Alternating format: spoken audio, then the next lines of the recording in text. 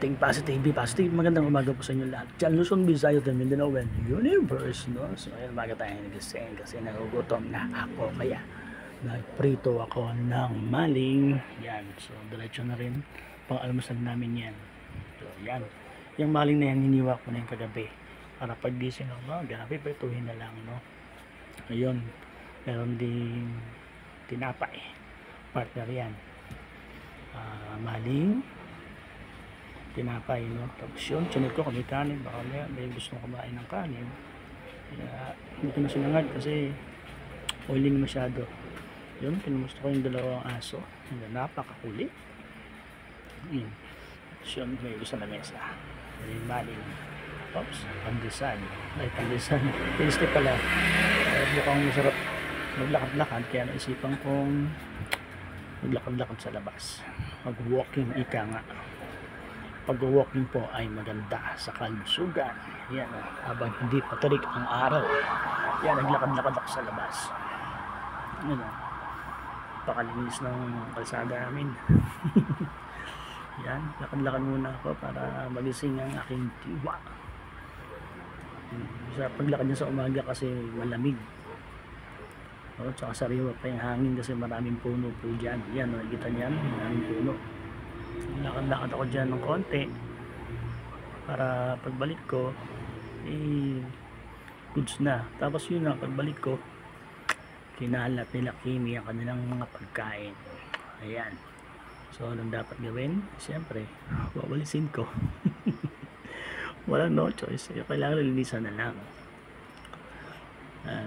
Mahilig talaga magkalat si Kimi, kailangan mahaba ang pasensya, no?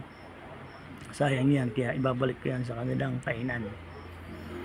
Yun, yung kainan nila. So yun, shoot ko yan dyan. Oops, pinaan na lang, kasi tinamad lang yung mukha, masakit yung balikat, ay masakit yung balakang. Ayan, oops, inulit yan. Napakakulit na aso talaga yan si Kimi, pero malambing yan.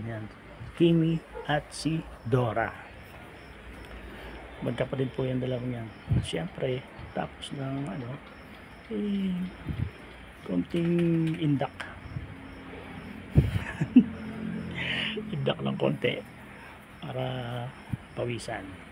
Tapos niyan naglinis ako dun sa may labas kasi nga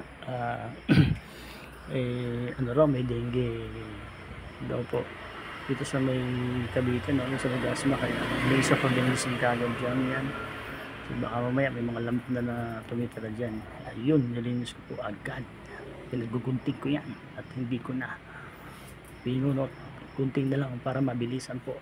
Kaya po sa inyo dapat po linisan nyo rin po yung yung sa paligid nyo, kasi po nga yung lamok po ay baka meron na mga itlog dyan. So mas maganda na yung nag-iingat. Mahirap po ang hospital ngayon, alam na yung dengue, no? So iba yung ingat po, at dapat malinis po palagi sa ating kapaligiran. Kapaligiran. So yun, yan, no? Yung nilinis ko yan. So bukas baka patuloy ko yan kasi hindi pa tapos, ginunting-gunting ko lang.